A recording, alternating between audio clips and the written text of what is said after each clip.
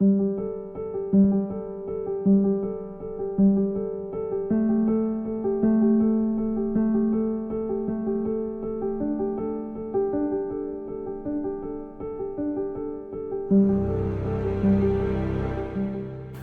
before I retired, I asked a friend to describe what the experience was like.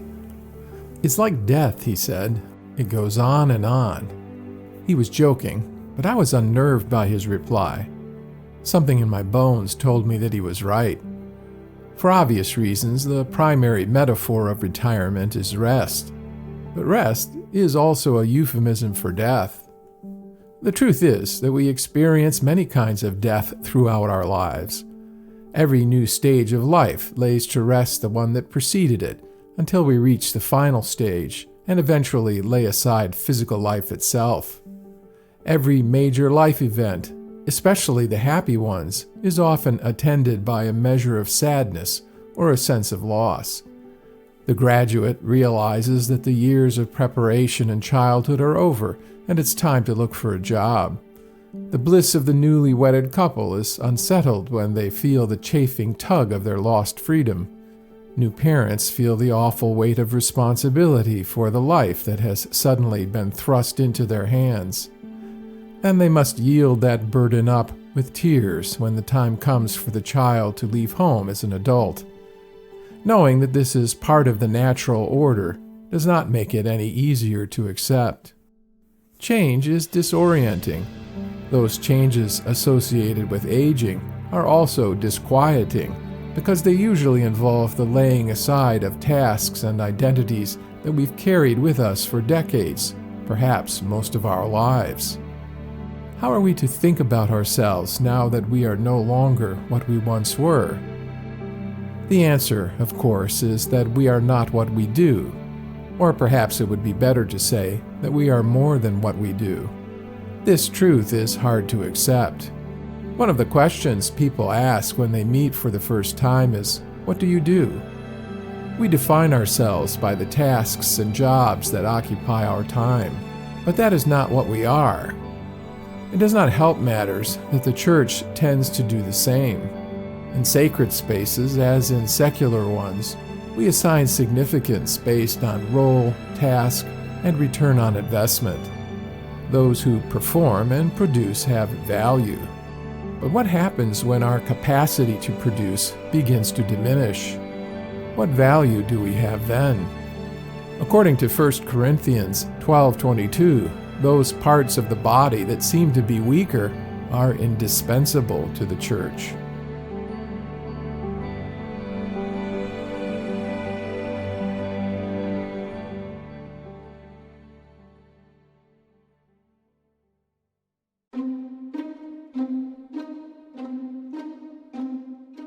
Since I retired, I find myself saying no to things that I once would have been eager to take on. I'm not doing the things I thought I would do. Some of those things are no longer of interest to me. Others have grown more difficult, and I'm either unwilling or unable to expend the energy.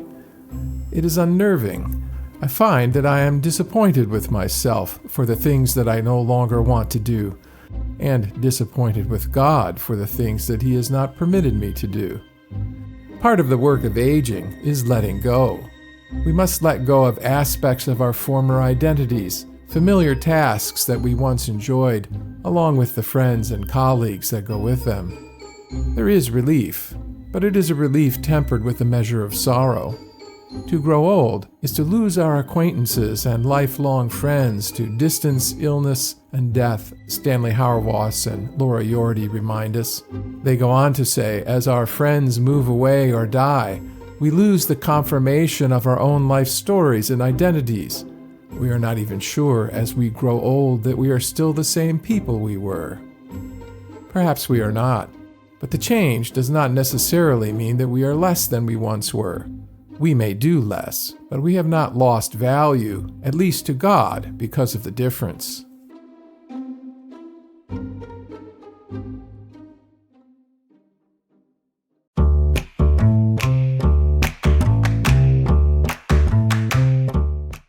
A little over a decade ago, I sent a letter to Eugene Peterson asking if he would endorse a book that I had written. A short time later, I received a gentle refusal in the return mail. "I am honored that you would trust me in the task," Peterson wrote, "but I cannot. I am fast becoming an old man. The strength diminishes. I'm unable to do what I used to take on effortlessly." Then, in the style that made me love him as a writer, Peterson added a brief line of poetry from Wendell Berry. "I am an old man, but I don't think of myself as an old man, but as a young man with disabilities." I've often heard Christians say that the Bible does not teach retirement. This assertion, often expressed in a condescending tone by church leaders, is meant to shame those who have pulled back from activities to re-enlistment.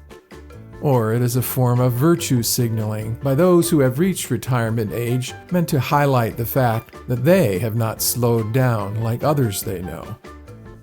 Ironically, the Old Testament does more than describe something that might be called a form of retirement. It mandated it, at least for the Levites. According to Numbers 8:23 through 26, the Levites were required to retire from tabernacle service at 50. They were permitted, though not required, to assist their younger brothers in their duties at the tent of meeting, but they were not allowed to do the work themselves. The wisdom in this should be self-evident. Levitical work included physical labor and heavy lifting. Where the tabernacle was concerned, they were something like the team that sets up and tears down the church that meets in the school auditorium.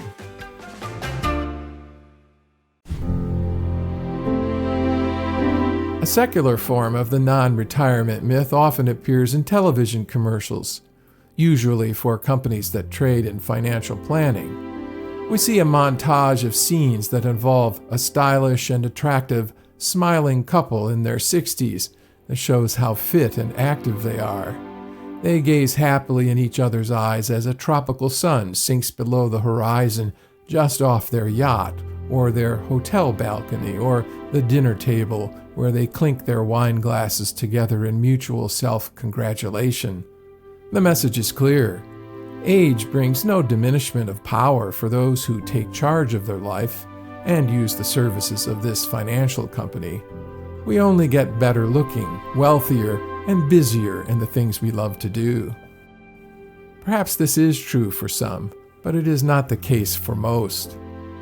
There is no point in imagining old age, especially in its last years, to be easy, nor should we expect that many of us will have a lot of golden years, warns Maxine Hancock in an essay that describes aging as a heroic stage in one's pilgrimage of faith.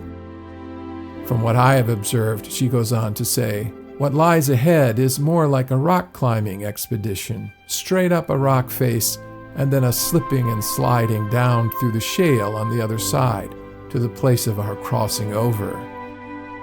But if letting go is proof of our growing weakness, it is also an act of faith. We submit to the changes that come with aging because we have no other choice.